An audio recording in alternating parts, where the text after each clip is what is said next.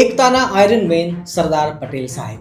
અવેન્જર્સના fiction character iron મેનને કદાચ ઓળખતા હશો, પણ આજે વાત કરવી છે ભારતના રિયલ લાઈફ લોહ પુરુષ, જેની વાત, જેના વિચાર અને જેની દેશ પ્રત્યેની નિષ્ઠા લોખંડ જેવા મજબૂત હતા. એવા મારા, તમારા કે ફક્ત ગુજરાતના નહીં, પરંતુ આખા ભારત દેશના લોકલાડીલા આપણા સરદાર વલ્લભભાઈ પટેલ. સંત થઈને રાજનીતિમાં સેવા કરવી કદાચ બની શકે, પરંતુ રાજનીતિમાં રહ્યા પછી પણ એક સંત જેવું નિર્મળ, નિર્લોભી, ત્યાગી અને સમર્પિત જીવન જીવવું એ એક અદ્ભુત અને ઐતિહાસિક સિદ્ધિ કહેવાય. કોઈક લોકો જન્મે છે, જીવે છે, જીવતા જીવતા ઇતિહાસ વાંચે છે અને કોઈને ઇતિહાસ વંચાવે છે, પરંતુ કેટલાક લોકો એવા જન્મે છે કે જેઓ પોતે જ ઇતિહાસ બની જાય છે. એમાંનું જ એક નામ એટલે સરદાર વલ્લભભાઈ પટેલ, જેઓએ વિભાજિત રજવાડાઓને એકતામાં ગાંઠી અને આપણી ભારત માતાને સાચા અર્થમાં એક દેશ બનાવ્યો.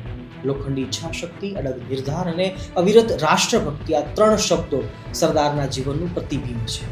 એ સમયે જ્યારે દેશ નવા જન્મેલા બાળક જેવો નબળો હતો, ત્યારે સરદારે પોતાના લોખંડી હાથોથી એને સંભાળ્યો. 562 રજવાડાઓને એક સાથે જોડવાનું કાર્ય એ કોઈ ચમત્કારથી ઓછું નહોતું, પણ એ ચમત્કાર એક માણસે કર્યો. ભારતના આયરન મેન એ સરદાર પટેલે કર્યો.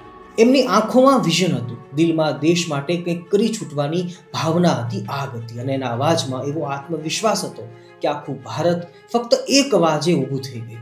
એમણે શીખવ્યું, એકતા એ શક્તિ છે અને વિભાજન એ નબળાઈ છે. જો આજે આપણે એક દેશ તરીકે ઊભા છીએ, તો એના પાયામાં સરદારના સંઘર્ષની ઈંટો છે. આજે 31 ઓક્ટોબરે ચાલો એકવાર હાથ હૃદય ઉપર રાખીને કહીએ, આ દેશની એકતા અને અખંડતા માટે હું પણ સરદારની જેમ અડગ રહીશ, કારણ કે દેશને આજે એવા જ લોખંડી માણસોની જરૂર છે. જન્મ જયંતિની હાર્દિક શુભેચ્છાઓ ભારતના લોખંડી પુરુષ સરદાર વલ્લભભાઈ પટેલને.